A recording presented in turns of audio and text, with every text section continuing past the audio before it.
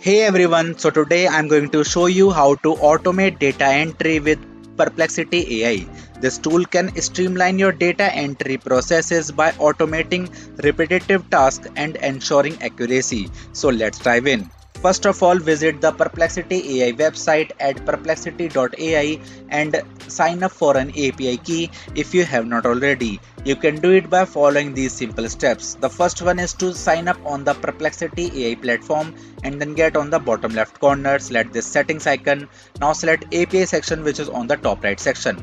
Now select docs and after that select get started button, and here you can get the process of how to get an API key. This key will give you access to Perplexity AI's automation features.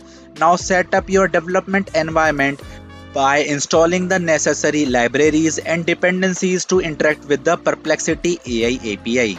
Now you can even integrate the Perplexity AI API into your data entry system by configuring it to handle data inputs and automate the entry process. This involves setting up API endpoints and managing data flow. Now prepare your data sources and define the types of data you want to automate, such as forms, spreadsheets, and databases. Now use the Perplexity AI API to process and automate the data entry task. The API can help extract information from various formats, validate data, and populate your systems accurately. Implement the necessary code to integrate these features into your data entry workflows. Now test the automated data entry process to ensure it works correctly and meets your needs.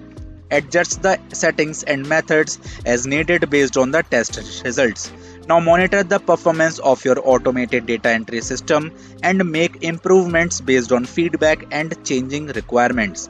Now you can even deploy your automated data entry solution into your production environment, ensuring it effectively handles data entry tasks and improves efficiency. And that's it. By following these steps, you can use Perplexity AI to automate data entry, saving time and reducing errors in your processes. If you found this tutorial helpful, please give it a thumbs up and subscribe for more tips. Thanks for watching and see you next time.